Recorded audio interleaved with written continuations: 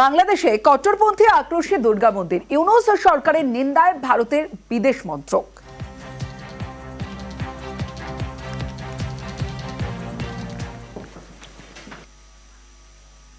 We understand that extremists were clamoring for demolishing the Durga temple in Khilket, Dhaka. The interim government, instead of providing security to the temple, projected the episode as illegal land use and they allowed the destruction of the temple today. This has resulted in damage to the deity before it was shifted. We are dismayed that such incidents continue to reoccur in Bangladesh. Let me underline that it is the responsibility of the interim government of Bangladesh to protect Hindus, their properties and religious institutions. মৈত্রী ভট্টাচার্য রয়েছে, কথা বলবো মৈত্রীর সঙ্গে। মৈত্রী, এর আগেও আমরা দেখেছি একাধিক এই ধরনের ঘটনা ঘটেছে, আবারও আক্রোশী দুর্গা মন্দির জানিয়ে নিন্দায় বিদেশ মন্ত্রক। একেবারে দেখো, সাম্প্রতিক যে ঘটনা ঘটেছে দুর্গা মন্দিরকে নিয়ে এবং যেভাবে আক্রোশ করেছিল এবং সেই আক্রোশের সামনে দাঁড়িয়ে দুর্গা মন্দিরকে প্রোটেক্ট করার বদলে ইউনূস সরকার নির্দেশ দেয় সেই দুর্গা মন্দির ভেঙে দেওয়ার, সেই পরিস্থিতিতে দাঁড়িয়ে একেবারে কড়া নিন্দা করা হয়েছে বিদেশ মন্ত্রকের তরফ থেকে। ভারতের বিদেশ মন্ত্রকের স্পষ্ট বক্তব্য যে বাংলা। আসসালামু আলাইকুম, ইউসুফ রিঅ্যাকশনে সকলকে স্বাগতম।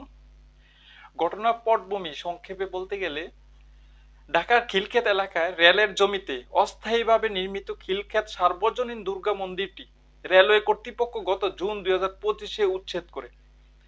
মন্দিরটি মূলত সরকারি রেলের জমিতে তৈরি হওয়া, রেলওয়ে কর্তৃপক্ষের অনুমতি সাপেক্ষে অস্থায়ী মণ্ডপ হিসাবে পূজা অনুষ্ঠিত হতো।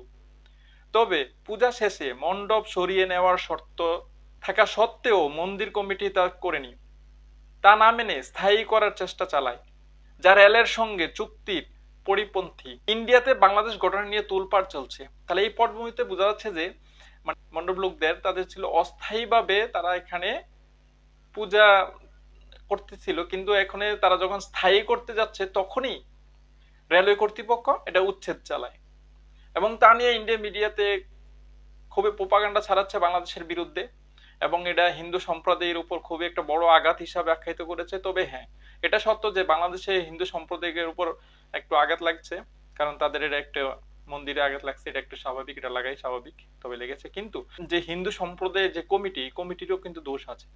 তাদেরকে সরকারের পক্ষ থেকে ইনফর্ম করা হয়েছে যে এটা আপনার সরকারি জায়গায় স্থায়ী করেন না। যখনই রেলওয়ে কমিটি জানতে পারছে যে এটা এখানে স্থায়ী করবে, ঠিক তখনই এই উচ্ছেদটা চালায়। মানে ইন্ডিয়া মিডিয়া এটা বাংলাদেশের বিরুদ্ধে প্রোপাগান্ডা ছড়াচ্ছে। মানে ইন্ডিয়া তো পুরো তেলে বেগুনে আগুন, যে কেন মণ্ডপ ভাঙবে, কেন হিন্দু সম্প্রদায়ের উপর আঘাত আনবে। আজকে এই পর্যন্তই দর্শক, ভালো থাকবেন এবং লাইক এবং কমেন্ট করবেন। আসসালামু আলাইকুম।